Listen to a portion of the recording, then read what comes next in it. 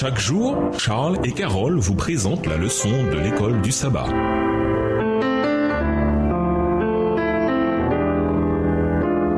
Bienvenue dans votre émission Dieu nous parle. Nous allons de mercredi, l'unité de la foi. Dans Éphésiens 4, Paul demande aux croyants d'arrêter de faire certaines choses et de s'assurer d'en faire d'autres. Lesquelles? Éphésiens le chapitre 4. Je vous exhorte donc, moi le prisonnier dans le Seigneur, à marcher d'une manière digne de la vocation qui vous a été adressée, en toute humilité et douceur, avec patience, vous supportant les uns les autres avec charité, vous efforçant de conserver l'unité de l'esprit par le lien de la paix. Il y a un seul corps et un seul esprit, comme aussi vous avez été appelés à une seule espérance par votre vocation. Il y a un seul Seigneur, une seule foi, un seul baptême. Verset 6. Un seul Dieu et Père de tous, qui est au-dessus de tous, et parmi tous et en tous. Mais à chacun de nous, la grâce a été donnée selon la mesure du don de Christ. C'est pourquoi il est dit, étant monté en haut, il a emmené des captifs, et il a fait des dons aux hommes. Or, que signifie il est monté, sinon qu'il est aussi descendu dans les régions inférieures de la terre? Celui qui est descendu, c'est le même qui est monté au-dessus de tous les cieux, afin de remplir toutes choses. Verset 11. Et il a donné les uns comme apôtres, les autres comme prophètes, les autres comme évangélistes, les autres comme pasteurs et docteurs, pour le perfectionnement des saints en vue de l'œuvre du ministère et de l'édification du corps de Christ, jusqu'à ce que nous soyons tous parvenus à l'unité de la foi et de la connaissance du Fils de Dieu, à l'état d'homme fait à la mesure de la stature parfaite de Christ, afin que nous ne soyons plus des enfants flottants et emportés à tout vent de doctrine, par la tromperie des hommes, par leur ruse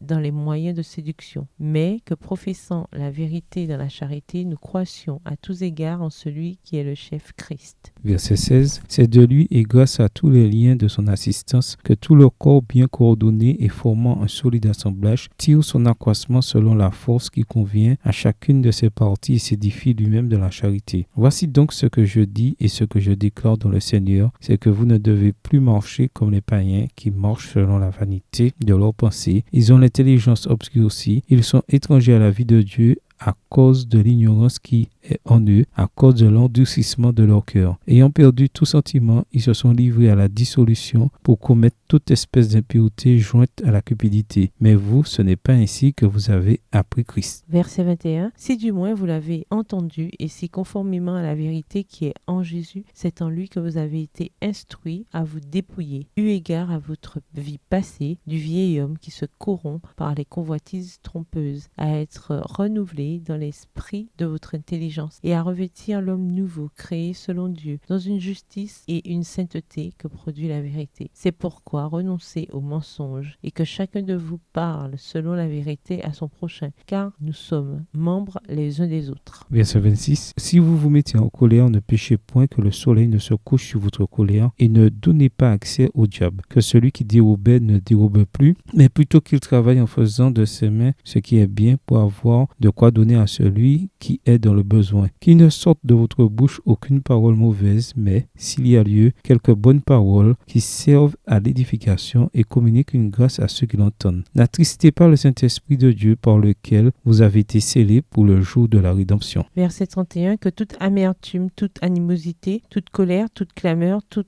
calomnie et toute espèce de méchanceté disparaissent du milieu de vous. Soyez bons les uns envers les autres, compatissants, vous pardonnant réciproquement, comme Dieu vous a pardonné en Christ. Éphésiens 4 commence et se termine par des appels à prendre soin les uns des autres en tant que membres de l'Église. Éphésiens 4, les versets 1 à 3 et le verset 32. Entre ces deux invitations, Paul soutient l'idée que nous devons entretenir l'unité dans l'Église. Il commence par énumérer 7 seuls. Il y a un seul corps, un seul esprit, une seule espérance, un seul Seigneur Jésus-Christ, une seule foi, un seul baptême, un seul Dieu et Père. Éphésiens 4, versets 4 à 6. Nous sommes liés par ces réalités spirituelles, nous sommes de fait unis. Tandis que l'unité théologique est une certitude, elle nécessite des efforts soutenus. Nous devons donc toujours nous efforcer de conserver l'unité de l'esprit. Éphésiens 4, verset 3. Chacun de nous peut faire cela en étant par exemple un membre actif du corps de Christ. Éphésiens 4, versets 7 à 16. Chacun est un membre talentueux du corps et doit contribuer à la santé de celui-ci. Éphésiens 4,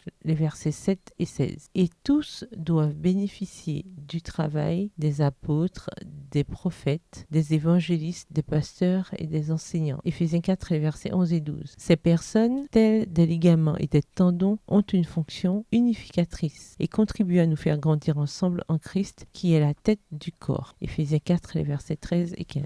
Paul leur dit également, nous ne serons plus de tout petits ballottés par les flots et entraînés à tout vent d'enseignement, joués et égarés par la ruse et les manœuvres des gens. Éphésiens 4, verset 14. Des mots qui indiquent clairement que l'Église primitive devait affronter des luttes internes dues à la ruse et aux manœuvres de certains. Paul se rapproche de son appel final en disant aux croyants, soyez bons et pleins de compassion les uns envers les autres. Pardonnez-vous réciproquement comme Dieu vous a pardonné. Éphésiens 4, verset 32 de la version second 21. Il leur demande alors d'abandonner leur dureté de cœur qu'ils manifestaient autrefois. Éphésiens 4, versets 17 à 24. Et d'éviter la colère et les paroles dures en les remplaçant par des paroles qui élèvent et qui transmettent une grâce. Éphésiens 4, versets 25 à 31. Ce chapitre sur l'unité est assez facile à lire quand tout est calme, mais c'est plus difficile et plus important aussi de le lire quand nous nous retrouvons embarqués dans un conflit. Aujourd'hui, vous souviendrez-vous de faire l'expérience de l'unité du corps de Christ, l'unité pour laquelle il est mort? De quelle manière peut-on contribuer à l'unité de notre Église, aussi bien au niveau local qu'au niveau mondial? Pourquoi est-il important de faire notre possible? Au revoir. Et à demain si Dieu veut.